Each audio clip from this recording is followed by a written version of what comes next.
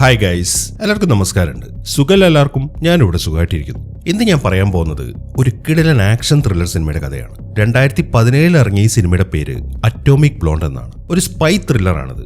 നമ്മുടെ John Wick cinema ഉണ്ടല്ലോ, അതേ മോട്ടിൽ പോകുന്ന ഒരു പടമാണ്. കണ്ടു നോക്കൂ, തീർച്ചയായിട്ടും നിങ്ങൾക്ക് ഇഷ്ടപ്പെടും. വർഷം 1989. ബെർലിനാണ് സ്ഥലം. ഈ കിഴക്കൻ ബെർലിനും പടിഞ്ഞാറൻ ബെർലിന്റെ ഇടയിലായിട്ട് അവരൊരു മതിൽ കെട്ടിയിട്ടുണ്ട്. ആർക്കും അങ്ങോട്ടും ഇങ്ങോട്ടും പ്രവേശനമില്ല. ഇതിന് കാരണം പരസ്പര വിശ്വാസമില്ലായ്മയാണ്. ഒരുപാട് വർഷക്കാലം ആ മതിൽ അവിടെ ഉണ്ടായിരുന്നു. എന്നാൽ ഈ 1989 കാലഘട്ടമായപ്പം ആ മതിൽ പൊളിക്കുന്നതിനെ സംബന്ധിച്ചിട്ട് അവിടെ ഒരു തർക്കം നടന്നുകൊണ്ടിരിക്കുകയാണ്. ഈ ഒരു സമയത്താണ് ഈ കഥ നടക്കുന്നത്. ആദ്യം കാണിക്കുന്നത് ജെയിംസ് ഗ്യാസ്കോയിൻ എന്നൊരാളെയാണ്. ഇയാൾ ഒരു MI6 ഏജന്റാണ്. ഈ MI6 എന്ന് പറയുന്നത് ഇംഗ്ലണ്ടിന്റെ ഒരു സീക്രട്ട് ഇന്റലിജൻസ് സർവീസ് ആണ്.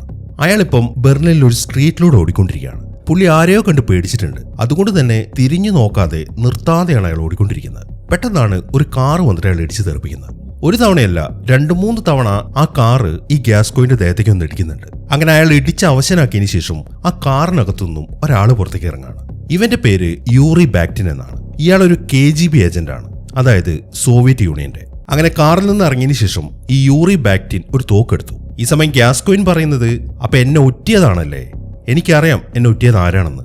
അത് സാച്ചലല്ലേ എന്നാണ് ഗ്യാസ്കോയിൻ ചോദിക്കുന്നത്. ഞാൻ ഈ പറയുന്ന പേരുകളൊക്കെ ഒന്ന് ഓർത്തു വെക്കണേ. ഇപ്പൊ 3 പേരുകളാണ് പറഞ്ഞത്: ജെയിംസ് ഗ്യാസ്കോയിൻ, യൂറി ബാക്ടിൻ, പിന്നെ സാച്ചൽ. ഈ സാച്ചൽ എന്ന് പറയുന്നത് ഒരു ഡബിൾ ഏജന്റ് ആണ്. അതായത് അയാൾ ഇംഗ്ലണ്ടിന് വേണ്ടിയിട്ടും വർക്ക് ചെയ്യും, അതേസമയം സോവിയറ്റ് യൂണിയന് വേണ്ടിയിട്ടും വർക്ക് ചെയ്യും. 2 വള്ളത്തിൽ കാല് വയ്ക്കാന്നൊക്കെ പറയത്തില്ലേ, ആ ഒരു പരിപാടിയാണ് ഈ സാച്ചൽ കാണിച്ചുകൊണ്ടിരിക്കുന്നത്. ഇവരുടെ കൂട്ടത്തിൽ ഏറ്റവും ഡേഞ്ചറസ് ആയിട്ടുള്ള ഒരാളാണിത്. ഇപ്പൊ ഗ്യാസ്കോയിൻ ചോദിക്കുന്നത് എന്നെ ഒറ്റിയത് സാച്ചൽ അല്ലേ എന്നാണ്. എന്നാൽ യൂറി ബാക്ടിൻ ആണെങ്കിൽ അതിനൊരു മറുപടി ഒന്നും കൊടുക്കുന്നില്ല. അയാളൊന്ന് ചിരിച്ചതിന് ശേഷം ഗ്യാസ്കോയിനെ വെടിവെച്ച് കൊല്ലാണ്. അങ്ങനെ അയാളുടെ പണി തീർത്തിട്ട് യൂറി ബാക്ടിൻ അയാളുടെ കയ്യിൽ നിന്നൊരു വാച്ച് ഊരിയെടുക്കുകയാണ്. ഈ വാച്ചാണ് ഈ സിനിമയിലെ മെയിൻ ഒരു കഥാപാത്രം.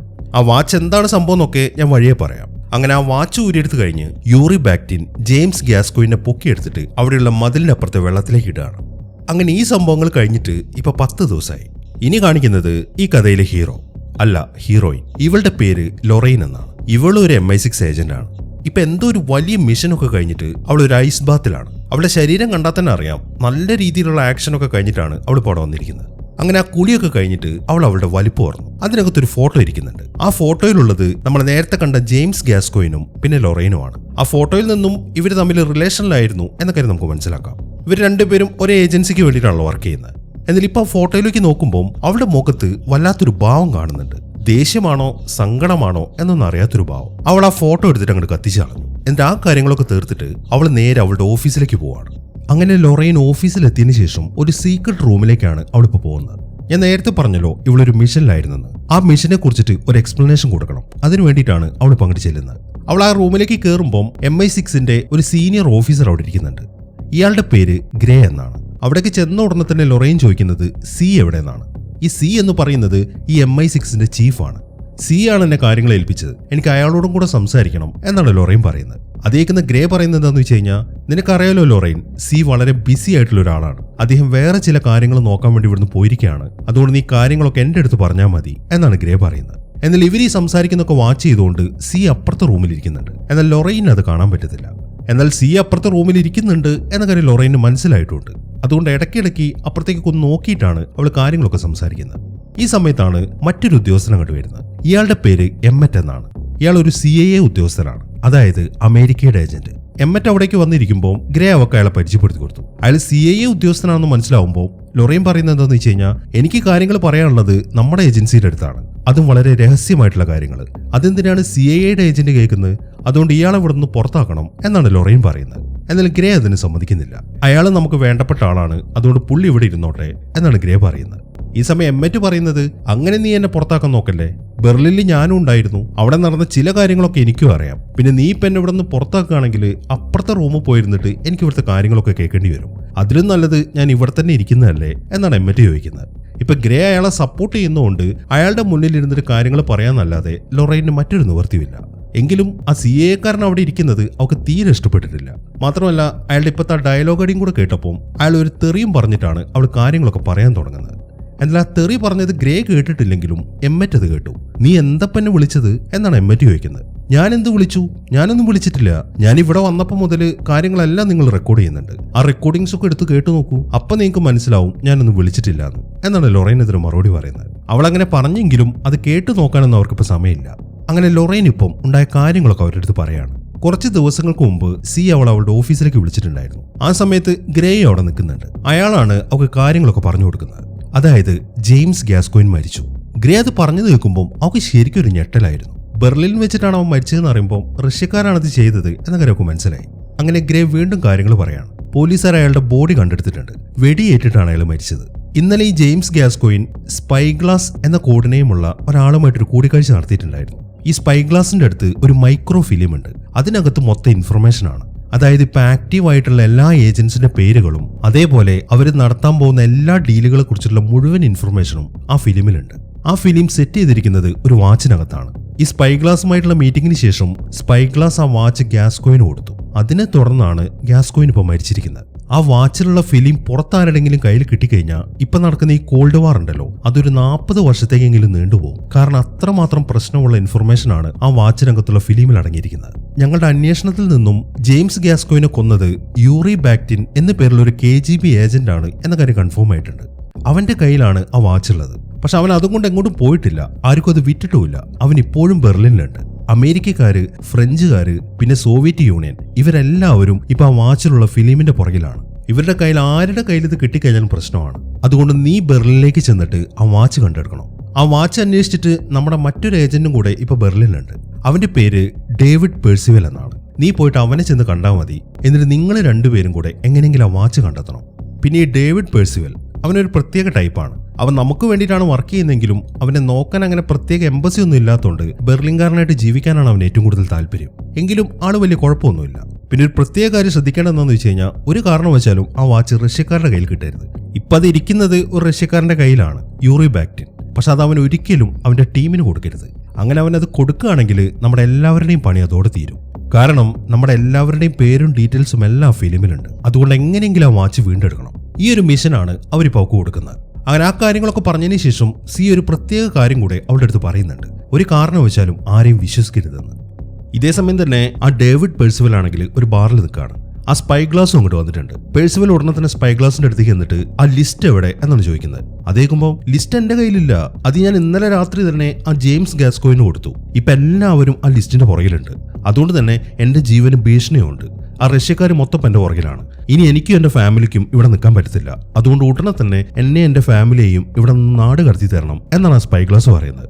എന്നാൽ പേഴ്സിവൽ അതിന് സമ്മതിക്കുന്നില്ല. ആ ലിസ്റ്റ് നീ എനിക്ക് തരാതെ ഞാൻ നിനക്ക് വേണ്ടി ഒന്നും ചെയ്യത്തില്ല എന്നാണ് പേഴ്സിവൽ പറയുന്നത്. അങ്ങനെ ആ സംസാരത്തിനിടയിൽ അയാൾ ഇപ്പൊ ആ സ്പൈഗ്ലാസിനെയും കൊണ്ട് വെളിയിലേക്ക് ഇറങ്ങി. ഈ സമയം പേഴ്സിവൽ അയാളുടെ അടുത്ത് ചോദിക്കുന്നത്, അപ്പൊ ആ ലിസ്റ്റിന്റെ ഒരു കോപ്പി പോലും നിന്റെ കയ്യിൽ വെക്കാതെയാണോ നീ അത് ആ ഗ്യാസ്കോയിന് കൊടുത്തത് എന്നാണ് അവൻ ചോദിക്കുന്നത്. അതേക്കുമ്പോൾ അങ്ങനെ ഒരു കോപ്പി പോലും വെക്കാതെ ഞാൻ കൊടുത്തിട്ടില്ല. കോപ്പി എന്റെ കയ്യിലുണ്ട്. പക്ഷെ അത് ഫിസിക്കലായിട്ടല്ല ഞാൻ സൂക്ഷിച്ചിരിക്കുന്നത്. ആ ലിസ്റ്റിലുള്ള മുഴുവൻ കാര്യങ്ങളും ഞാൻ കാണാതെ പഠിച്ചിരിക്കുകയാണ് എന്നാണ് സ്പൈഗ്ലാസ് പറയുന്നത്. അതേക്കുന്ന പേഴ്സിവൽ ശരിക്കും അത്ഭുതമായി. അതിലുള്ള മുഴുവൻ കാര്യങ്ങളും നീ കാണാതെ പഠിച്ചോ എന്നാണ് അവൻ ചോദിക്കുന്നത്. അങ്ങനെ അവർ ആ കാര്യങ്ങളൊക്കെ സംസാരിച്ചുകൊണ്ട് നിൽക്കുമ്പോഴാണ് പോലീസുകാർ അങ്ങോട്ട് വരുന്നത്. അത് കണ്ടതും ആ പോലീസുകാരുടെ കാര്യം നീ തന്നെ ഡീൽ ചെയ്തോ, നമുക്ക് പിന്നെ കാണാമെന്ന് പറഞ്ഞിട്ട് സ്പൈഗ്ലാസ് നൈസായിട്ട് ഒന്ന് സ്കൂട്ടായി. എന്തായാലും പോലീസുകാർ അവനെ വിടാൻ പോകുന്നില്ല എന്ന കാര്യം പേഴ്സിവലിന് അറിയാം. അതുകൊണ്ട് തന്നെ അവൻ വേഗം ചെന്നിട്ട് ആ പോലീസുകാരുമായിട്ട് ഫൈറ്റ് ചെയ്യാണ്. അങ്ങനെ കുറെ നേരത്തെ ഫൈറ്റിന് ശേഷം അമ്മമാരെയൊക്കെ ഇടിച്ചിട്ടിട്ട് പേഴ്സിവൽ അവിടുന്ന് സ്കൂട്ടായി.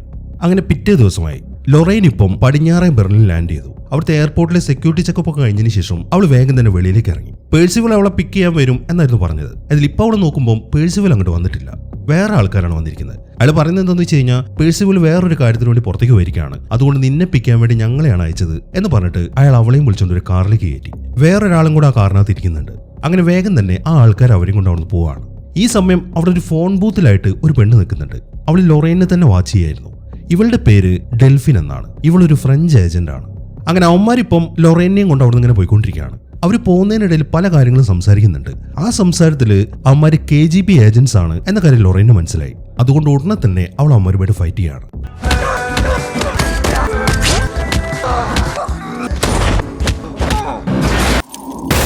അങ്ങനെ ആ ഫൈറ്റിനൊടുവിൽ അവൾ ആ കാർ അവിടുന്ന് മറിച്ചിടാണ്.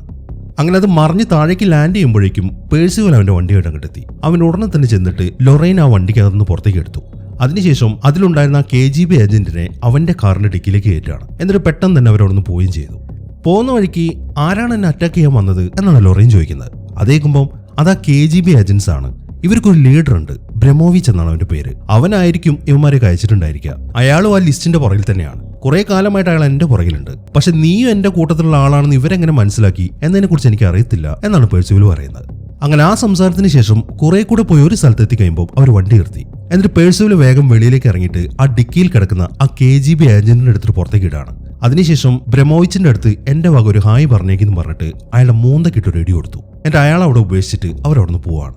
ഇതേ സമയം തന്നെ ബ്രെമോവിച്ചും ടീമും അയാളുടെ ഒരു ഹൈഡൌട്ടിൽ നിൽക്കുകയാണ്. അയാളുടെ ടീം ഇപ്പോൾ കുറച്ച് പിള്ളേരെ അങ്ങോട്ട് വിളിച്ചുകൊണ്ട് വന്നിട്ടുണ്ട്. ഇന്നലെ രാത്രി പേഴ്സിവലും സ്പൈഗ്ലാസും മീറ്റ് ചെയ്തൊരു ബാർ ഉണ്ടല്ലോ, അവിടെ ഉണ്ടായിരുന്നാണ് ഈ പിള്ളേര്. ആ സ്പൈഗ്ലാസിനെ പിടിക്കാൻ വേണ്ടിയിട്ട് ഈ ബ്രെമോവിച്ച് തന്നെയാണ് ഇവന്മാരെയൊക്കെ ആ ബാറിലേക്ക് അയച്ചത്. എന്നിട്ടും അവർക്ക് സ്പൈഗ്ലാസിനെ പിടിക്കാൻ പറ്റിയില്ല. അതുകൊണ്ടാണ് ഇപ്പൊ ബ്രെമോവിച്ചിന്റെ ആൾക്കാരൊക്കെ ആ പിള്ളേരെ അങ്ങോട്ട് വിളിച്ചുകൊണ്ട് വന്നിരിക്കുന്നത്. ഇപ്പൊ സ്പൈഗ്ലാസിനെ കിട്ടാത്ത ദേഷ്യത്തില് അവിടെ കിടക്കുന്ന ഒരു സ്കേറ്റിംഗ് ബോർഡ് എടുത്ത് ബ്രെമോവിച്ച് ഒരുത്തിന് പുതിര തല്ലാൻ തുടങ്ങി. അങ്ങനെ കുറെ അടി കിട്ടി കഴിയുമ്പോൾ അവനാണെങ്കിൽ മരിക്കുകയും ചെയ്തു. അങ്ങനെ അവന്റെ പണി നിർത്തിട്ട് ബ്രെമോവിച്ച് വേഗം അയാളുടെ ആൾക്കാരുടെ അടുത്തേക്ക് എത്തി. എന്നിട്ട് അയാളിപ്പോ ചോദിക്കുന്നത് ആ യൂറി ബാക്ടിനോടെ അവന്റെ അടുത്തായിരിക്കും ആ ലിസ്റ്റ് ഉള്ളത്. അവൻ ഉറപ്പായിട്ടും ആ ലിസ്റ്റ് മറച്ചു വെക്കും. അതിനു മുമ്പേ അവനെ പിടിക്കണം എന്ന് പറഞ്ഞിട്ട് ബ്രെമോവിച്ച് അയാളുടെ ആൾക്കാർ അവിടെ നിന്ന് പറഞ്ഞുവിടാണ്. അങ്ങനെ അവന്മാരൊക്കെ അവിടെ നിന്ന് പോയി കഴിയുമ്പോൾ ബ്രെമോവിച്ച് ആ സ്പൈഗ്ലാസിന്റെ ഫോട്ടോ എടുത്തു. എന്നിട്ട് അയാൾ അതുമായിട്ട് നേരെ ആ പിള്ളേരുടെ അടുത്തേക്കാണ് പോകുന്നത്. നിങ്ങൾ ഈ ഫോട്ടോ കണ്ടില്ലേ, ഇതാണ് സ്പൈഗ്ലാസ്. ഇവനൊരു ചതിയനാണ്. ഇവനെയാണ് നിങ്ങൾ പിടിക്കേണ്ടത്. അതുകൊണ്ട് എത്രയും പെട്ടെന്ന് ആയിക്കോട്ടെ. ഇവനെ എങ്ങനെ എനിക്ക് കിട്ടിയിട്ടില്ല എന്നുണ്ടെങ്കിൽ ഇവിടെ ഒരുത്തൻ ചത്ത് കിടക്കുന്നുണ്ടല്ലോ, അതേപോലെ ആയിരിക്കും നിങ്ങളുടെ എല്ലാവരുടെയും ഗതി എന്നാണ് ബ്രെമോവിച്ച് പറയുന്നത്. അങ്ങനെ സമയം രാത്രി. ലൊറൈൻ ഇപ്പം അവളുടെ റൂമിലാണ്. അവിടെ TV-യിൽ ന്യൂസ് കാണിക്കുന്നുണ്ട്. ബെർലിൻ സ്ട്രീറ്റിൽ ഇപ്പോഴും ആ മതില് പൊളിക്കുന്നതുമായി ബന്ധപ്പെട്ടുള്ള ഒരു പ്രൊട്ടസ്റ്റ് നടന്നുകൊണ്ടിരിക്കുകയാണ്. അതിനെക്കുറിച്ചാണ് ആ ന്യൂസിൽ പറയുന്നത്. ലൊറൈൻ ആണെങ്കിൽ അതെല്ലാം ശ്രദ്ധിച്ചുകൊണ്ടിരിക്കുകയാണ്. അങ്ങനെ പിറ്റേ ദിവസമായി ലൊറൈൻ ഇപ്പം നേരെ പോകുന്നത് ഒരു ഹോസ്പിറ്റലിലേക്കാണ്. ഈ സമയം തന്നെ ഇവളെയും വാച്ച് ചെയ്തുകൊണ്ട് നമ്മൾ നേരത്തെ കണ്ട ഡെൽഫിൻ ഉണ്ടല്ലോ, അവൾ അവിടെ ഇങ്ങനെ കറങ്ങി നടക്കുന്നുണ്ട്. അവൾ അങ്ങോട്ട് പോകുന്നൊക്കെ ഡെൽഫിൻ ഇപ്പൊ ഫോട്ടോ എടുത്തുകൊണ്ടിരിക്കുകയാണ്. ഇപ്പൊ ലൊറൈൻ ആ ഹോസ്പിറ്റലിലേക്ക് പോകുന്നത് എന്താണെന്ന് വെച്ച് കഴിഞ്ഞാൽ ആ ജെയിംസ് ഗ്യാസ്കോയിൻ ഉണ്ടല്ലോ, അവന്റെ ബോഡി ആ ഹോസ്പിറ്റലുണ്ട്. അത് തിരിച്ച് നാട്ടിലേക്ക് എത്തിക്കാനുള്ള ഉത്തരവാദിത്വം ഇവക്കാണ് കൊടുത്തിരിക്കുന്നത്. അതുകൊണ്ട് ആ ബോഡിയുടെ ഫോർമാലിറ്റീസ് ഒക്കെ തീർക്കാൻ വേണ്ടിയിട്ടാണ് ഇവളിപ്പോൾ ഹോസ്പിറ്റലിലേക്ക് വന്നിരിക്കുന്നത്. അങ്ങനെ അവൾ അങ്ങോട്ട് ചെന്ന് അവിടുത്തെ ഡോക്ടർ ആ ബോഡി അവൾക്ക് കാണിച്ചു കൊടുത്തു. എന്നാൽ ഈ സമയം അയാളുടെ പേപ്പറും കാര്യങ്ങളൊക്കെ ചെക്ക് ചെയ്യുമ്പോൾ അതിൽ പാസ്പോർട്ടിന് എന്തൊരു മിസ്റ്റേക്ക് ഉണ്ട്. അതുകൊണ്ട് തന്നെ ഈ മിസ്റ്റേക്ക് ഒന്നും തിരുത്താതെ ആ ബോഡി വിട്ടുതരാൻ പറ്റത്തില്ല എന്നാണ് ഡോക്ടർ പറയുന്നത്. അങ്ങനെ ലൊറൈൻ ഇപ്പം അവളുടെ ഫ്ലാറ്റിലേക്ക് തിരിച്ചെത്തി.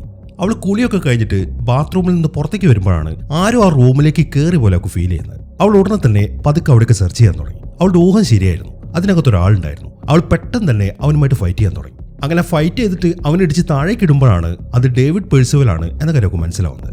അത് അവനാണെന്ന് മനസ്സിലാക്കി കഴിയുമ്പം നീ എങ്ങനെ ഈ റൂമിലേക്ക് കയറി എന്നാണ് അവൾ ചോദിക്കുന്നത്. അതേക്കുമ്പം ഇത് ബെർലിനാണ് മോളെ. ഒരുപാട് വർഷമായിട്ട് ഞാൻ ഇവിടെ തന്നെയാണ് ജീവിക്കുന്നത്. ഇവിടുത്തെ ഓരോ മുക്കും മൂലയും എനിക്ക് കാണാപ്പാടമാണ്. ഇവിടെയുള്ള ഏത് ഹോട്ടലിൽ കയറാൻ എന്നെ കൊണ്ട് പറ്റും എന്നാണ് അവൻ പറയുന്നത്. ഓ അങ്ങനെയാണല്ലേ, അപ്പൊ സ്പൈഗ്ലാസിനെ നിനക്ക് അറിയാമായിരിക്കുമല്ലോ എന്നാണ് അവൾ ചോദിക്കുന്നത്. ഇല്ല ലൊറൈൻ, സ്പൈഗ്ലാസ് എന്ന് പറയുന്നത് ജെയിംസ് ഗ്യാസ്കോയിന്റെ ആളാണ്. ഈ സ്പൈഗ്ലാസിനെയും ജെയിംസ് ഗ്യാസ്കോയിനെയും ഞാൻ ഇതുവരെയായിട്ടും കണ്ടിട്ടില്ല എന്നൊരു കളവാണ് പേഴ്സിവൽ ഇപ്പോൾ അവളുടെ അടുത്ത് പറയുന്നത്. അവളാണെങ്കിൽ അത് വിശ്വസിക്കുകയും ചെയ്തു. ഈ സമയം അവൾ ചോദിക്കുന്നത് എന്താണെന്ന് വെച്ച് കഴിഞ്ഞാൽ, ഞാൻ 2-3 ദിവസമായിട്ട് ശ്രദ്ധിക്കുന്നു ഒരു പെണ്ണ് എന്നെ ഫോളോ ചെയ്യുന്നുണ്ട്, അതാരായിരിക്കും എന്നാണ് അവളുടെ ചോദ്യം. അതേക്കുമ്പോൾ നിന്നെ കാണാൻ ഇത്ര സുന്ദരിയല്ലേ, അതുകൊണ്ട് നിന്നോട് താല്പര്യം തോന്നിയ ആരെങ്കിലും ആയിരിക്കും എന്നാണ് അവൻ ഇതിന് മറുപടി പറയുന്നത്.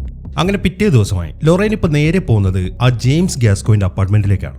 അവൾ അതിന്റെ അകത്തേക്ക് കയറി ചെല്ലുമ്പോൾ അവിടെ മൊത്തം തകർന്നു നടക്കുന്നുണ്ട്. അതിന്റെ കാരണം മറ്റൊന്നുമല്ല, ഈ ഗ്യാസ്കോയിന്റെ അടുത്ത് ആ ലിസ്റ്റ് ഉണ്ട് എന്ന് അറിയുന്നതുകൊണ്ട് തന്നെ പല ആൾക്കാരും അവിടെ വന്നിട്ട് സെർച്ച് ചെയ്തിട്ടുണ്ട്. ഈ ഒരു കാര്യം പ്രതീക്ഷിച്ചിട്ട് തന്നെയാണ് ലൊറൈൻ അങ്ങോട്ട് വന്നത്. ഈ അപ്പാർട്ട്മെന്റിൽ എവിടെ സെർച്ച് ചെയ്താലും ആ ലിസ്റ്റ് കിട്ടാനും പോകുന്നില്ല എന്നും അവൾക്കറിയാം. പക്ഷെ അവൾ ഇവിടേക്ക് വന്നതിന് മറ്റൊരു കാരണം കൂടെ ഉണ്ട്. നമ്മൾ നേരത്തെ പറഞ്ഞൊരു ഡബിൾ ഏജന്റ് ഉണ്ടല്ലോ, സാച്ചൽ, അവൻ ആരാണെന്ന് കണ്ടുപിടിക്കണം. ഈ ജെയിംസ് ഗ്യാസ്കോയിന് സാച്ചലിനെ അറിയാം. അതുകൊണ്ട് അവനുമായി ബന്ധപ്പെട്ട എന്തെങ്കിലും ഡീറ്റെയിൽസ് അവിടെ നിന്ന് കിട്ടുമെന്ന് അറിയാനാണ് അവളിപ്പോൾ ആ അപ്പാർട്ട്മെന്റിലേക്ക് വന്നിരിക്കുന്നത്. അങ്ങനെ അവിടെയൊക്കെ സെർച്ച് ചെയ്തുകൊണ്ടിരിക്കുന്നതിന്റെ ഇടയിൽ അവൾക്കൊരു ഫോട്ടോ കിട്ടി. ആ ഫോട്ടോ കണ്ടപ്പം അവൾക്ക് ശരിക്കും അത്ഭുതമായിരുന്നു. കാരണം ആ ഫോട്ടോയിൽ ഉണ്ടായിരുന്നത് ജെയിംസ് ഗ്യാസ്കോയിനും പേഴ്സിവലുമാണ്. നേരത്തെ പേഴ്സിവൽ പറഞ്ഞത് അവനും ഗ്യാസ്കോയിനും തമ്മിൽ ഇതുവരെ മീറ്റ് ചെയ്തിട്ടില്ല എന്നാണ്. എന്നാൽ ഈ ഫോട്ടോ കാണുമ്പോൾ അവർ തമ്മിൽ നല്ല ഫ്രണ്ട്സ് ആണ് എന്ന കാര്യം ലൊറൈന് മനസ്സിലായി. പിന്നെ എന്തുകൊണ്ടാണ് ഇവനെ മീറ്റ് ചെയ്തിട്ടില്ല എന്ന് പേഴ്സിവൽ കളവ് പറഞ്ഞത് എന്നതിനെ കുറിച്ചാണ് അവളിപ്പോൾ ചിന്തിക്കുന്നത്. അങ്ങനെ അവൾ ആ ഫോട്ടോയിലേക്ക് നോക്കിക്കൊണ്ടിരിക്കുമ്പോഴാണ് പോലീസുകാരൊക്കെ കൊണ്ടുവരുന്നത്. ഇതും കൂടെ ആയപ്പം പേഴ്സിവലിനോടുള്ള ഡൗട്ടൊക്കെ കൂടാൻ തുടങ്ങി. കാരണം ഈ അപ്പാർട്ട്മെന്റിലേക്ക് അവൾ പോകുന്നുണ്ടെന്നുള്ള കാര്യം പേഴ്സിവലിന് മാത്രമേ അറിയത്തുള്ളൂ. ഇപ്പൊ പോലീസുകാരും കൂടെ അങ്ങോട്ട് വന്നപ്പം പേഴ്സിവൽ അവളെ ഒറ്റിയതാണ് എന്ന കാര്യമൊക്കെ മനസ്സിലായി. അങ്ങനെ പോലീസുകാരൊക്കെ ആ അപ്പാർട്ട്മെന്റിലേക്ക് എത്തി. അവരങ്ങോട്ട് കയറി വന്നതും ലൊറൈൻ അവരുമായിട്ട് ഫൈറ്റ് ചെയ്യാണ്.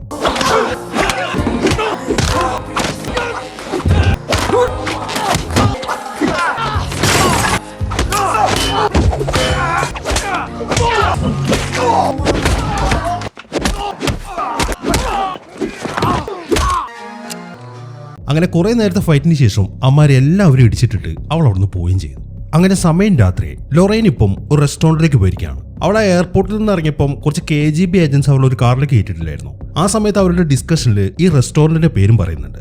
അതുകൊണ്ടാണ് ആ ലിസ്റ്റിനെ കുറിച്ച് എന്തെങ്കിലും തുമ്പ് കിട്ടുമോ എന്ന് അറിയാൻ വേണ്ടിയിട്ട് ഇവളിപ്പോൾ ഈ റെസ്റ്റോറൻറ്റിലേക്ക് ചെന്നിരിക്കുന്നത്. അങ്ങനെ അവൾ അവിടേക്ക് ചെന്നിട്ട് അവിടെ ഇങ്ങനെ ചുറ്റി കറങ്ങിക്കൊണ്ട് നിൽക്കുമ്പോഴാണ് ആ ബ്രമോവിച്ച് അവളുടെ അടുത്തേക്ക് വരുന്നത്. അവൾ അവിടെ ഇങ്ങനെ നിൽക്കുന്നത് കണ്ടിട്ട് അയാൾക്ക് എന്തോ ഒരു സംശയം തോന്നിയിട്ടുണ്ട്. അതുകൊണ്ടാണ് അയാൾ ഇപ്പോൾ അവളുടെ അടുത്തേക്ക് വരുന്നത്. അയാൾ ചോദിക്കുന്നത് എന്താണെന്ന് വെച്ച് കഴിഞ്ഞാൽ ഈ സിറ്റിയിലുള്ള ഭൂരിഭാഗം ആൾക്കാരും എന്തെങ്കിലുമൊക്കെ അന്വേഷിച്ച് നടക്കുകയാണ്, അതുപോലെ നീ എന്തെങ്കിലും അന്വേഷിച്ചിട്ടാണോ അങ്ങോട്ട് വന്നത് എന്നാണ് അയാൾ ചോദിക്കുന്നത്. അതേക്കുമ്പം നിങ്ങളൊരു കാര്യം അന്വേഷിച്ചിട്ട് തന്നെയല്ലേ നടക്കുന്നത്, അതേപോലെ തന്നെ ഞാനൊരു കാര്യം അന്വേഷിച്ചിട്ടാണ് നടക്കുന്നത് എന്നാണ് അവൾ അതിന് മറുപടി പറയുന്നത്. എന്നാൽ ഈ സമയം അയാൾ ഇങ്ങനെ അവളുടെ അടുത്ത് ഓരോന്നിങ്ങനെ കുത്തി ചോദിച്ചുകൊണ്ടിരിക്കുകയാണ്. അതിനിടയിലാണ് നമ്മൾ നേരത്തെ കണ്ട ഡെൽഫിൻ അങ്ങോട്ട് വരുന്നത്. അവളിപ്പോൾ വന്ന ഉടനെ തന്നെ ഒരു നമ്പർ ഇറക്കുകയാണ്.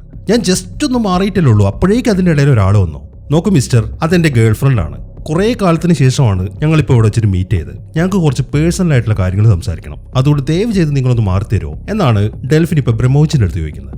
അതേക്കുമ്പോ ഓ അങ്ങനെയാണല്ലേ, ഓക്കെ ലേഡീസ്, ഈ ബെർലിൻ എന്ന് പറയുന്നത് വളരെ ചെറിയൊരു സ്ഥലമാണ്, അതുകൊണ്ട് തീർച്ചയായിട്ടും നമ്മൾ ഇനിയും കണ്ടുമുട്ടും. ആ സമയത്ത് നമുക്ക് ബാക്കി സംസാരിക്കാമെന്നും പറഞ്ഞിട്ട് അയാൾ അവിടുന്ന് പോവുകയും ചെയ്തു. അങ്ങനെ അയാൾ അവിടെ നിന്ന് പോയി കഴിയുമ്പോൾ ഈ ഡെൽഫിൻ ആദ്യം ലൊറൈൻ്റെ അടുത്തൊരു സോറി പറയാണ്. നീ അയാളോട് സംസാരിക്കുന്ന കണ്ടപ്പം അയാളിൽ നിന്ന് രക്ഷപ്പെടാനാണ് നീ ശ്രമിക്കുന്നത് എന്ന് നിന്റെ മുഖഭാവം കണ്ടപ്പോൾ എനിക്ക് തോന്നി, അതുകൊണ്ടാണ് ഞാൻ നീ എന്റെ ഗേൾഫ്രണ്ട് ആണെന്നൊക്കെ പറഞ്ഞത് എന്ന് പറഞ്ഞ് ഡെൽഫിൻ അവളെ സ്വയം പരിചയപ്പെടുത്തുകയാണ്. ഞാനൊരു പാട്ടുകാരിയാണ് എന്ന് പറഞ്ഞിട്ടാണ് ഡെൽഫിൻ അവൾക്ക് അവളെ പരിചയപ്പെടുത്തി കൊടുക്കുന്നത്. അങ്ങനെ കുറച്ച് സമയത്ത് സംസാരത്തിന് ശേഷം ഡെൽഫിൻ പറയുന്നത് എന്താണെന്ന് വെച്ച് കഴിഞ്ഞാൽ, ഇവിടെ അടുത്തൊരു ക്ലബ്ബ് ഉണ്ട്, എൻ്റെ ഒരു ഫ്രണ്ടിന്റെ ആണ്, നിനക്ക് ഇനിയും എന്നെ കാണാൻ താല്പര്യം ഉണ്ടെങ്കിൽ നീ അങ്ങോട്ട് വന്നാൽ മതി എന്ന് പറഞ്ഞിട്ട് ആ ക്ലബിന്റെ പേരൊരു പേപ്പറിൽ എഴുതി ഡെൽഫിൻ ലൊറൈന് കൊടുത്തു. ഈ സമയം തന്നെ നമ്മുടെ പേഴ്സിവൽ ആണെങ്കിൽ അവന്റെ വീട്ടിലിരിക്കുകയാണ്. ഈ സമയമാകുമ്പോഴേക്കും അവനൊരു ചെറിയ ഉടായ്പ ചെയ്തിട്ടുണ്ട്. നമ്മുടെ ലൊറൈൻ ഉണ്ടല്ലോ, അതായത് ഇവളുടെ ശരീരത്തിൽ എവിടെയോ അവനൊരു മൈക്രോഫോൺ ഘടിപ്പിച്ചിട്ടുണ്ട്. അതുകൊണ്ട് തന്നെ അവൾ എവിടേക്ക് പോയാലും അവൾ ആരോടൊക്കെ സംസാരിച്ചാലും അതെല്ലാം ഇപ്പൊ പേഴ്സിവലിനും കേൾക്കാൻ പറ്റും. അവളിപ്പം ആ ബാറിൽ നിന്നിട്ട് ഡെൽഫിന്റെ അടുത്ത് സംസാരിക്കുന്ന കാര്യങ്ങളൊക്കെയാണ് അവനിപ്പോ കേട്ടോണ്ടിരിക്കുന്നത്. അങ്ങനെ പിറ്റേ ദിവസമായി ആ ലിസ്റ്റ് അന്വേഷിച്ചിട്ട് ലൊറൈൻ പിന്നെയും ആ സിറ്റിയിലൂടെ അങ്ങനെ നടക്കുകയാണ്. ഈ സമയത്താണ് ആ ബ്രമോവിച്ചൽ ടീം അങ്ങോട്ട് വരുന്നത്. ഇവളുടെ കാര്യത്തിൽ അയാൾക്ക് ഇപ്പോഴും സംശയമുണ്ട്. അതുകൊണ്ട് തന്നെ അവളെ അവിടെ സ്പോട്ട് ചെയ്ത് കഴിയുമ്പോൾ അവളെ പിടിക്കാൻ വേണ്ടിയിട്ട് അയാളുടെ ആൾക്കാരെ പറഞ്ഞുവിടാണ്. ഈ സമയം ആ ആൾക്കാർ അവളെ ഫോളോ ചെയ്യുന്നത് ലൊറൈനും മനസ്സിലായിട്ടുണ്ട്. അവൾ വേഗം ഒരു തിയേറ്ററിനകത്തേക്ക് പോവാണ്. ഈ സമയം ആ ബ്രമോവിച്ചിന്റെ ആൾക്കാരും അങ്ങോട്ട് എത്തി. അങ്ങനെ അവര് തമ്മിൽ അവിടെ വെച്ചിട്ട് മീറ്റ് ചെയ്ത് കഴിയുമ്പോൾ പിന്നീട് അങ്ങോട്ട് നടക്കുന്ന ഒരു ഗംഭീര ഫൈറ്റാണ്.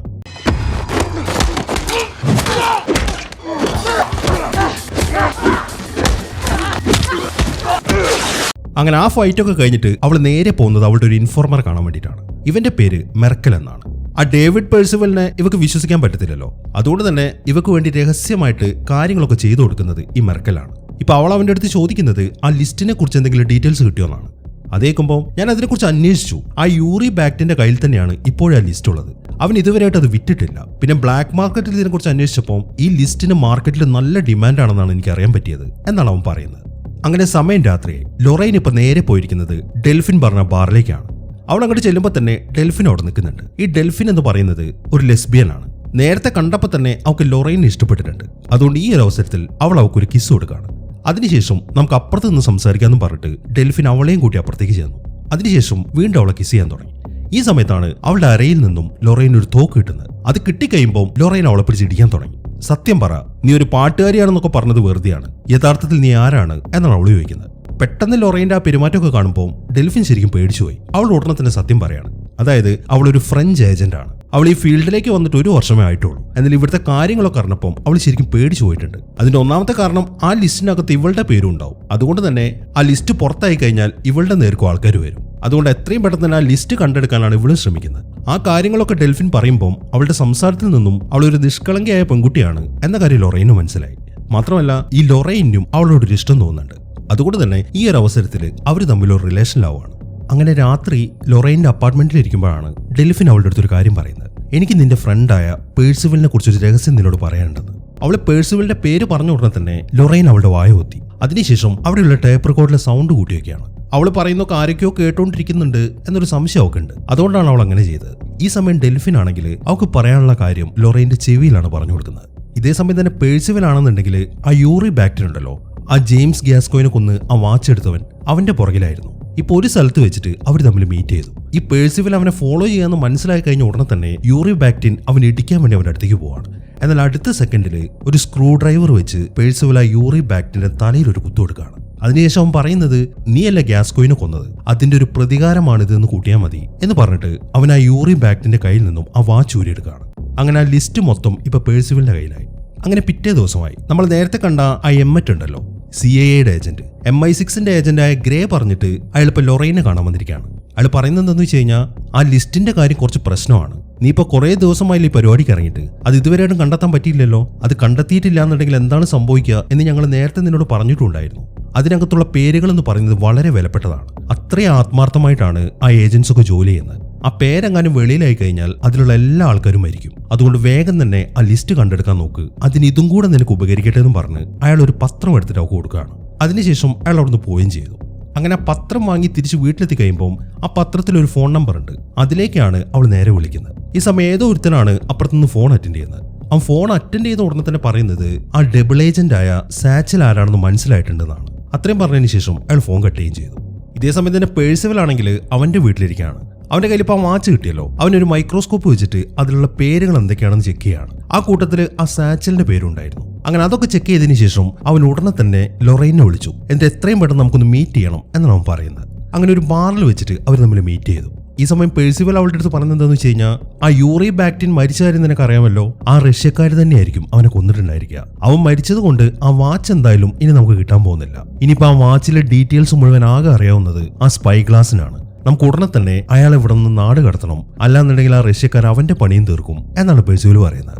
അതെല്ലാം കേൾക്കുമ്പോൾ അപ്പൊ നീയല്ലേ പറഞ്ഞത് സ്പൈ ഗ്ലാസിന് നിനക്ക് അറിയത്തില്ല എന്ന്, ഇപ്പൊ എങ്ങനെയാണ് നിനക്ക് അയാളെ അറിയാവുന്നത് എന്നാണ് ലൊറൈൻ ചോദിക്കുന്നത്. അതേക്കുമ്പോൾ ഞാൻ അങ്ങനെയാണോ നിന്നോട് പറഞ്ഞത്, എങ്കിൽ ഞാനതൊരു കളവ് പറഞ്ഞാണ്. സ്പൈ ഗ്ലാസിന് എനിക്ക് നന്നായിട്ട് അറിയാം. പക്ഷെ നമ്മൾ വിചാരിക്കുന്ന പോലെ അത്ര ഈസി ആയിട്ട് അയാൾ ഒരു വണ്ടിയിൽ കയറ്റി ഇവിടുന്ന് കൊണ്ടുപോകാൻ പറ്റത്തില്ല. പക്ഷെ നാളത്തെ ദിവസം അത് പറ്റും.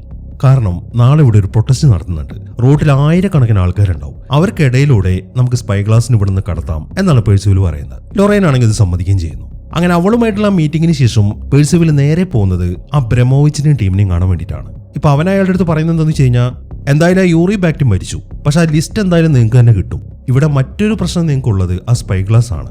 നാളെ ഞങ്ങൾ കുറച്ച് ആൾക്കാർ ചേർന്നിട്ട് അയാളെ ഇവിടെ നിന്ന് കടത്താൻ ശ്രമിക്കുന്നുണ്ട്. ആ സമയത്ത് നിങ്ങൾക്ക് എന്താണെന്ന് വെച്ചാൽ അയാളെ ചെയ്യാം എന്നാണ് പേഴ്സിവൽ ഇപ്പൊ ബ്രമോവിച്ചിന്റെ അടുത്ത് പറയുന്നത്. അങ്ങനെ പിറ്റേ ദിവസമായി ലൊറൈനും പേഴ്സിവലും അവളുടെ ബാക്കിയുള്ള കൂട്ടാളികളും ഒരു ബിൽഡിങ്ങിനകത്ത് കൂടിയിരിക്കുകയാണ്. ആ സ്പൈ ഗ്ലാസിനെ അങ്ങോട്ട് കൊണ്ടുവന്നിട്ടുണ്ട്. പക്ഷെ ഇയാളെ ഈ കോലത്തിൽ ഇവിടുന്ന് കൊണ്ടുപോകാൻ പറ്റത്തില്ല. അയാളുടെ ചായ മാറ്റണം. അതിനു വേണ്ടിയിട്ട് അയാളുടെ മീശയൊക്കെ അവർ അടിച്ചു. അങ്ങനെ കാര്യങ്ങളൊക്കെ സെറ്റാക്കിയിട്ട് അയാളെ ഇവിടെ നിന്ന് കൊണ്ടുപോകാൻ തുടങ്ങുമ്പോഴാണ് പേഴ്സിവൽ അയാളുടെ ഭാര്യയും മക്കളെയും അങ്ങോട്ട് കൊണ്ടുവരുന്നത്. അത് കാണുമ്പോൾ ഇവരെയും കൂടെ ഇവിടെ നിന്ന് കടത്തും എന്ന് നമ്മുടെ പ്ലാനിൽ ഇല്ലായിരുന്നല്ലോ എന്നാണ് ലൊറൈൻ ചോദിക്കുന്നത്. അത് കേൾക്കുമ്പോൾ ഇതെന്റെ പ്ലാനാണ്, ഇനി ഇയാളെങ്ങാനും ഒറ്റയ്ക്ക് രക്ഷപ്പെടാൻ ശ്രമിച്ചാലോ, അതുകൊണ്ടാണ് ഇവരെ ഞാൻ കൂടെ കൂട്ടിയത്. ഇനി നമ്മൾ ഇവിടെ നിന്ന് പുറത്തേക്ക് ഇറങ്ങി കഴിഞ്ഞാൽ ഇയാളുടെ ഭാര്യയുടെയും മകളുടെയും കാര്യം ഞാൻ നോക്കിക്കോളാം. സ്പൈ ഗ്ലാസിനെ കൊണ്ടുപോകേണ്ട കാര്യം നിങ്ങൾ വേണം നോക്കാൻ എന്നാണ് പേഴ്സിവൽ പറയുന്നത്. അങ്ങനെ കാര്യങ്ങളൊക്കെ ഡീലാക്കിയതിനു ശേഷം അവരിപ്പോൾ സ്ട്രീറ്റിലേക്ക് ഇറങ്ങി. 10,000-കണക്കിന് ആൾക്കാർ അവിടെ പ്രൊട്ടസ്റ്റ് നടത്തുന്നുണ്ട്. അതിന്റെ ഇടയിൽ കൂടെയാണ് ഇവർ സ്പൈ ഗ്ലാസിനെയും ഫാമിലി അവിടെ നിന്ന് കൊണ്ടുപോകുന്നത്. എന്നാൽ ഈ സമയം അയാൾ അവിടെ നിന്ന് കൊണ്ടുപോകുന്നു നോക്കിക്കൊണ്ട് ആ ബ്രമോവിച്ചിന്റെ ആൾക്കാർ അവിടെ നിൽക്കുന്നുണ്ട്. അവിടെയുള്ള ബിൽഡിങ്ങിന്റെ മുകളിലായിട്ട് അവർ സ്നൈപ്പറും പിടിച്ച് നിൽക്കുകയാണ്.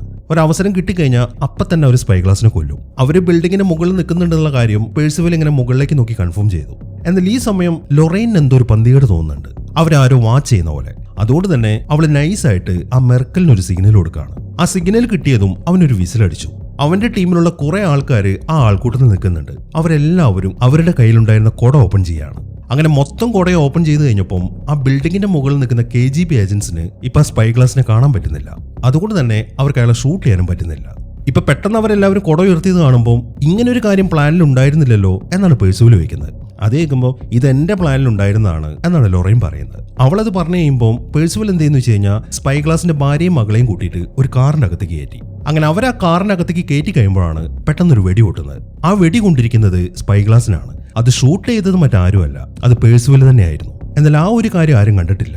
ഇപ്പൊ അയാൾക്ക് വെടിയേറ്റത് കാണുമ്പോൾ ലൊറൈൻ എന്ത് ചെയ്യുന്നു വെച്ച് കഴിഞ്ഞാൽ അയാളെയും കൂട്ടി നേരെ ഒരു ബിൽഡിങ്ങിനകത്തേക്ക് കയറുകയാണ്. എന്നാൽ അവര് ബിൽഡിങ്ങിന്റെ അകത്തേക്ക് കയറിയതും ആ KGB ഏജൻസും മുഴുവൻ ആൾക്കാരും അങ്ങോട്ട് വന്നു.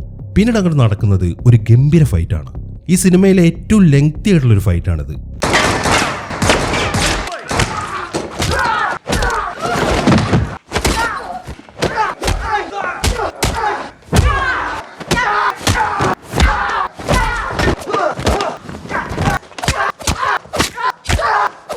അങ്ങനെ ആ ഫൈറ്റ് ഒക്കെ കഴിഞ്ഞ് ലൊറൈന സ്പൈ ഗ്ലാസിനെയും കൂട്ടി ഒരു കാറിലേക്ക് കയറി. എന്നിട്ട് പെട്ടെന്ന് തന്നെ അവിടെ നിന്ന് ഓടിച്ചുകൊണ്ട് പോവാണ്.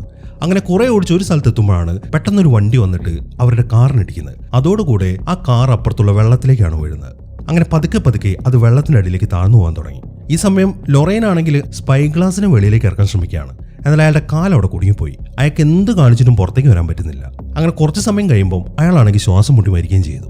ഇനിയിപ്പോൾ അവിടെ നിന്നിട്ട് കാര്യമില്ലെന്ന് മനസ്സിലായതുകൊണ്ട് തന്നെ ലൊറൈൻ ആണെങ്കിൽ അവിടെ നിന്ന് രക്ഷപ്പെടുകയും ചെയ്തു. അങ്ങനെ അവൾ അവിടെ നിന്ന് വെളിയിലേക്ക് ഇറങ്ങുമ്പോഴാണ് ആ മെർക്കൽ അങ്ങോട്ട് വരുന്നത്. അവൻ ഉടനെ തന്നെ അവളെയും വിളിച്ചോണ്ട് മറ്റൊരു സ്ഥലത്തേക്ക് ചെന്നു. ഈ സമയം അവളെ മെർക്കലിന്റെ അടുത്ത് പറയുന്നത് എന്താണെന്ന് വെച്ച് കഴിഞ്ഞാൽ, നമ്മുടെ പ്ലാനുകളെ കുറിച്ചൊക്കെ ആ KGB ഏജൻസ് കേട്ടിട്ടുണ്ട്. അതുകൊണ്ട് ഇനി ഇവിടെ നിന്നാൽ ശരിയാവത്തില്ല, എത്രയും പെട്ടെന്ന് നീ എന്നെ അതിർത്തി കടത്തി തരണം എന്നാണ് അവൾ പറയുന്നത്. അതിനെ തുടർന്ന് മെർക്കൽ ഒരു കാർ റെഡിയാക്കി. എന്നിട്ട് അവൾ ആ കാറിനെ ഡിക്കിയിൽ കടത്തിയിട്ടാണ് അവർ ആ ബോർഡർ ക്രോസ് ചെയ്യുന്നത്. അങ്ങനെ അവൾ തിരിച്ച് അവളുടെ ഫ്ളാറ്റിൽ എത്തിയതിനു ശേഷം എവിടെയാണ് ബഗ് സെറ്റ് ചെയ്തിരിക്കുന്നത് എന്നാണ് അവൾ ചെക്ക് ചെയ്തുകൊണ്ടിരിക്കുന്നത്. ഈ സമയം അവിടെ ന്യൂസ് കാണിക്കുന്നുണ്ട്. ആ ന്യൂസിൽ പറയുന്നത് ആ പ്രൊട്ടസ്റ്റ് നടത്തുന്ന ആൾക്കാരൊക്കെ ആ മതിൽ തകർത്ത കാര്യമാണ്. അത് ശ്രദ്ധിച്ചുകൊണ്ടാണ് അവൾ അവിടെ സെർച്ച് ചെയ്തുകൊണ്ടിരിക്കുന്നത്. അങ്ങനെ സെർച്ച് ചെയ്ത് അവസാനം അവളിപ്പോൾ അവളുടെ കോട്ടാണ് സെർച്ച് ചെയ്യുന്നത്. അതിന് കാരണം എന്താണെന്ന് വെച്ച് കഴിഞ്ഞാൽ, ഇതിനുമുമ്പ് ഒരു ദിവസം പേഴ്സിവലിന്റെ വീട്ടിൽ പോയപ്പോൾ അവൻ അവളുടെ കോട്ട് ഊരി മേടിച്ചിട്ടുണ്ടായിരുന്നു. കുറച്ച് സമയം കഴിഞ്ഞിട്ടാണ് അവനത് അവൾക്ക് തിരിച്ചു കൊടുത്തത്. അതുകൊണ്ടാണ് അവളിപ്പോൾ ആ കോട്ട് ചെക്ക് ചെയ്യുന്നത്. അവളുടെ ഊഹം ശരിയായിരുന്നു. ആ കോട്ടിനകത്തായിരുന്നു അവൻ ആ ബഗ് സെറ്റ് ചെയ്തിരിക്കുന്നത്. അങ്ങനെ അതൊക്കെ അവൾ ചെക്ക് ചെയ്തുകൊണ്ടിരിക്കുമ്പോഴാണ് ആ ഡെൽഫിൻ അങ്ങോട്ട് വരുന്നത്. ഡെൽഫിനെ കാണുമ്പോൾ ലൊറൈൻ പറയുന്നത് എന്താണെന്ന് വെച്ച് കഴിഞ്ഞാൽ, ആ പേഴ്സിവൽ നമ്മളെ ചതിക്കുകയായിരുന്നു, നമ്മൾ സംസാരിക്കുന്ന ഒക്കെ അവൻ ചോർത്തിയിട്ടുണ്ട്, അതുകൊണ്ട് ഇനി ഇവിടെ നിൽക്കണ്ട, അത് അപകടമാണ്, നീയും രക്ഷപ്പെടാൻ നോക്കുന്നു പറഞ്ഞിട്ട് ലൊറൈൻ അവളുടെ ഫ്ലാറ്റിൽ നിന്ന് പോവാണ്. പേഴ്സിവൽ അവരെ ചതിച്ചു എന്ന് പറയുമ്പോൾ ഡെൽഫിന് ശരിക്കും ദേഷ്യമാണ് വരുന്നത്. അവൾ ഉടനെ തന്നെ പേഴ്സിവലിനെ വിളിച്ചു. എന്നിട്ട് അവൾ പറയുന്നത് എന്താണെന്ന് വെച്ച് കഴിഞ്ഞാൽ, അപ്പൊ നീ ഞങ്ങൾക്കിട്ട് പണിയായിരുന്നു അല്ലേ, എന്നാൽ നീ കാത്തിരുന്നോ, നിന്റെ ചില രഹസ്യങ്ങളൊക്കെ എനിക്കും അറിയാം, ഞാനത് വെളിപ്പെടുത്താൻ പോവാണ് എന്ന് പറഞ്ഞിട്ട് ഡെൽഫിൻ ഫോൺ കട്ട് ചെയ്തു. അതിനുശേഷം അവൾ ചില ഫോട്ടോസ് എടുത്തിട്ട് ഒരു കവറിന്റെ അകത്തേക്ക് വെക്കുകയാണ്. ഇത് ലൊറൈനുള്ളതാണ് എന്ന് അവൾ അതിൽ എഴുതി വെക്കുന്നുണ്ട്. ഈ ഫോട്ടോസാണ് പേഴ്സിവലിനെ കുറിച്ചുള്ള തെളിവുകൾ. ഇതേസമയം തന്നെ ലൊറൈൻ നേരെ പോയിരിക്കുന്നത് ആ പേഴ്സിവൽ താമസിക്കുന്ന സ്ഥലത്തേക്കാണ്. എന്നാൽ അവൾ അങ്ങോട്ട് ചെല്ലുമ്പോൾ അവനെ അവിടെ കാണുന്നില്ല. പക്ഷെ അവിടുത്തെ ഒരു ടേപ്പ് റെക്കോർഡർ ഓണാണ്. അതിലിപ്പോൾ പ്ലേ ചെയ്തുകൊണ്ടിരിക്കുന്നത് അവൻ റെക്കോർഡ് ചെയ്ത് വെച്ച ലൊറൈന്റെ സംസാരമാണ്. ഇതേസമയം തന്നെ പേഴ്സിവൽ ആണെങ്കിൽ ലൊറൈന്റെ ഫ്ലാറ്റിലേക്കാണ് വന്നിരിക്കുന്നത്. ഡെൽഫിൻ അവിടെ നിൽക്കുന്നുണ്ട്. അവളെ കൊല്ലാൻ വേണ്ടിയിട്ട് തന്നെയാണ് അവനിപ്പോൾ അങ്ങോട്ട് വന്നിരിക്കുന്നത്. അങ്ങനെ വന്ന ഉടനെ തന്നെ അവൻ ഡെൽഫിനെ പിടിച്ചു. അതിനുശേഷം പെട്ടെന്ന് തന്നെ അവളെ കൊന്നുകളയാണ്. അങ്ങനെ അവളെ കൊന്ന് അവൻ പോയി കഴിയുമ്പോഴാണ് ലൊറൈൻ ആ ഫ്ലാറ്റിലേക്ക് വരുന്നത്. ഡെൽഫിൻ അവിടെ മരിച്ചു കിടക്കുന്ന കാണുമ്പോൾ അവൾക്കൊരു ഞെട്ടലായിരുന്നു. വളരെ സങ്കടത്തോടെ കുറെ നേരം അവൾ അവിടെ ഇരിക്കുകയാണ്. അങ്ങനെ കുറച്ച് സമയത്തിന് ശേഷം അവൾ അവിടേക്ക് സെർച്ച് ചെയ്യാൻ തുടങ്ങി. ആ സെർച്ചിങ്ങിൽ ഡെൽഫിൻ അവിടെ വെച്ച ആ ഫോട്ടോ ഒക്കെ കിട്ടി. അവൾ ആ പാക്കറ്റ് പൊട്ടിച്ചു നോക്കുമ്പോൾ അതിലുണ്ടായിരുന്നത് പേഴ്സിവൽ ബ്രഹ്മോവിച്ചുമായിട്ട് മീറ്റ് ചെയ്യുന്ന ചില ഫോട്ടോസാണ്. ഇതേ സമയം തന്നെ പേഴ്സിവൽ ആണെങ്കിൽ തിരിച്ച് അവന്റെ സ്ഥലത്തേക്ക് എത്തി. എന്നിട്ട് തെളിവുകളൊന്നും ആർക്കും കിട്ടാതിരിക്കാൻ വേണ്ടി ആ റൂമിലെ മുഴുവൻ സാധനങ്ങളും അവൻ തീയിടാണ്. അങ്ങനെ അതൊക്കെ തീയിട്ടതിന് ശേഷം അവൻ വെളിയിലേക്ക് ഇറങ്ങിയിട്ട് അവന്റെ കാറിന്റെ അടുത്തേക്ക് എത്തി. എന്നാൽ അവൻ നോക്കുമ്പോൾ ആ കാറിന്റെ ടയർ ആരോ പൊട്ടിച്ചിരിക്കുകയാണ്. അത് ലൊറൈലായിരുന്നു. അവൾ അങ്ങോട്ട് വന്ന ഉടനെ തന്നെ അവൻ നേരെ ഷൂട്ട് ചെയ്തു. അതോടുകൂടെ അവൻ താഴേക്ക് വീഴുകയും ചെയ്തു. ഈ സമയം ലൊറൈൻ അവന്റെ അടുത്ത് പറയുന്നത് എന്താണെന്ന് വെച്ച് കഴിഞ്ഞാൽ, നീ 3 തെറ്റുകളാണ് ചെയ്തത്. അതിലൊന്നാമത്തെ കാര്യം, വെറുതെ ആ ഡെൽഫിനെ കൊന്നു, അവളൊരു പാവമല്ലായിരുന്നു. രണ്ടാമത്തെ കാര്യം, നമ്മളുടെ മുഴുവൻ പ്ലാനുകളെ കുറിച്ചിട്ടും ആ KGB ഏജൻസിന് ചോർത്തി കൊടുത്തു. അവരെ വെച്ച് നീ എന്നെ കൊല്ലാൻ നോക്കല്ലായിരുന്നു. എന്തുകൊണ്ട് നീ അത് ചെയ്തില്ല? എന്താ നിനക്ക് പേടിയായിരുന്നു? അതെന്തെങ്കിലുമൊക്കെ ആവട്ടെ, ആ ലിസ്റ്റ് എവിടെ ഉണ്ട് എന്നാണ് അവൾ ചോദിക്കുന്നത്. അതേക്കുമ്പോൾ ആ ലിസ്റ്റൊക്കെ എത്തേണ്ടടുത്ത് എത്തിയിട്ടുണ്ടാവും എന്നാണ് അവനതിന് മറുപടി പറയുന്നത്. ഈ സമയം അവൾ നോക്കുമ്പോൾ അവന്റെ കയ്യിൽ ആ വാച്ച് ഇരിക്കുന്നുണ്ട്. അവൾ ഉടനെ തന്നെ ആ വാച്ച് ഊരിയെടുക്കുകയാണ്. എന്നിട്ട് അവൾ പറയുന്നത് എന്താണെന്ന് വെച്ച് കഴിഞ്ഞാൽ, നീ ചെയ്ത 3ാമത്തെ തെറ്റ്, നീ ആയിരുന്നല്ലേ ആ ഏജന്റ് സാച്ചൽ എന്ന് പറഞ്ഞിട്ട് അവൾ ഒരു തവണ കൂടെ അവന് നേരെ ഷൂട്ട് ചെയ്യാണ്. അതോടുകൂടെ പേഴ്സിവലിന്റെ പണി തീരുകയും ചെയ്തു. അങ്ങനെ പിറ്റേ ദിവസം തന്നെ പേഴ്സിവലിന്റെ ബോഡിയും ജെയിംസ് ഗ്യാസ്കോയിന്റെ ബോഡിയും കളക്ട് ചെയ്തിട്ട് അവൾ തിരിച്ച് നാട്ടിലേക്ക് പോവാണ്. ഇത്രയും കാര്യങ്ങളാണ് അവൾ ഇപ്പൊ എമ്മറ്റിന്റെയും ഗ്രേഡ് എടുത്ത് ആ കഥയായിട്ട് പറഞ്ഞു കൊടുക്കുന്നത്. ഇപ്പൊ പേഴ്സിവൽ അവളാണ് കൊന്നതെന്ന് അറിയുമ്പോൾ ഗ്രേക്ക് ഒരു ഞെട്ടലായിരുന്നു. നീ എന്ത് പണിയാണ് ഈ കാണിച്ചത്? നമ്മുടെ ടീമിൽ ഒരു മികച്ച ഉദ്യോഗസ്ഥനായിരുന്നു അയാളെയാണോ നീ കൊന്നത്? ഇതിന് നീ ഒരുപാട് വിശദീകരണങ്ങൾ കാണിക്കേണ്ടി വരും മോളെ എന്നാണ് ഗ്രേ പറയുന്നത്. അത് കേൾക്കുമ്പോൾ അവൾക്ക് ശരിക്കും ചിരിയാണ് വരുന്നത്.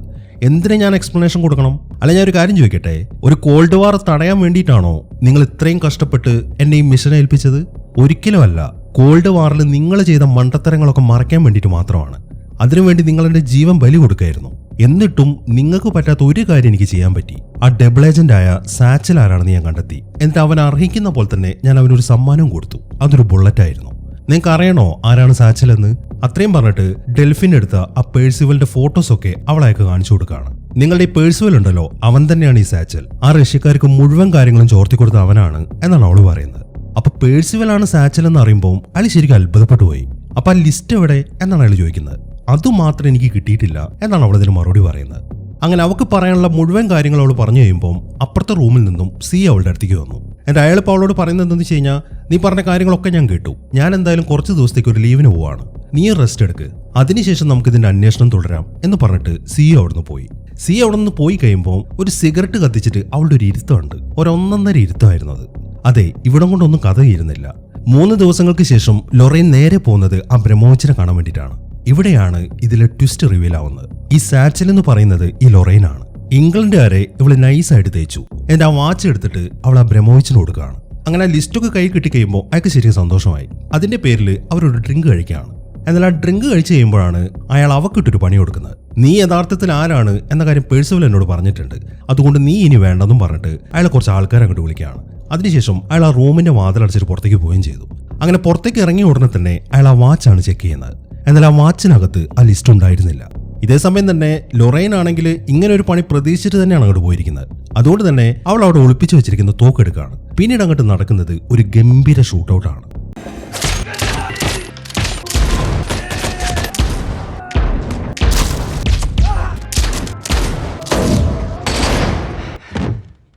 അങ്ങനെ എല്ലാത്തിനെയും കൊന്ന് അവൾ ബ്രഹ്മോച്ചിന്റെ അടുത്തേക്ക് എത്തി.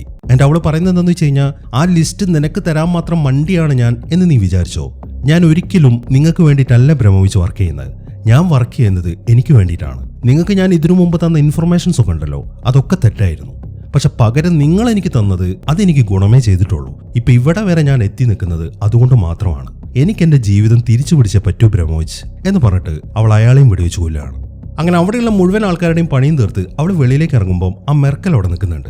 അവനാണ് ആ ബോഡിയൊക്കെ ഡിസ്പോസ് ചെയ്യാനുള്ള കാര്യങ്ങളൊക്കെ ചെയ്യുന്നത്. അങ്ങനെ അവിടുത്തെ മുഴുവൻ കാര്യങ്ങളും സെറ്റ് ചെയ്തിട്ട് അവൾ നേരെ പോകുന്നത് ഒരു വിമാനത്തിലേക്കാണ്. ഇവിടെയാണ് അടുത്ത ട്വിസ്റ്റ്. ആ വിമാനത്തിനകത്തുണ്ടായിരുന്നത് ആ എമ്മറ്റ് ആണ്. എല്ലാവരും വിചാരിക്കുന്ന പോലെ ഈ സാച്ചൽ എന്ന് പറയുന്നത് ഡബിൾ ഏജന്റ് അല്ല, ട്രിപ്പിൾ ഏജന്റ് ആണ്. അവളിപ്പോ ഇംഗ്ലണ്ടുകാരെയും തേച്ചു, റഷ്യക്കാരെയും തേച്ചു. എന്നിട്ട് അവളിപ്പോ ആ ലിസ്റ്റ് അടങ്ങിയ വാച്ച് എടുത്തിട്ട് അമേരിക്കയ്ക്ക് കൊടുക്കുകയാണ്.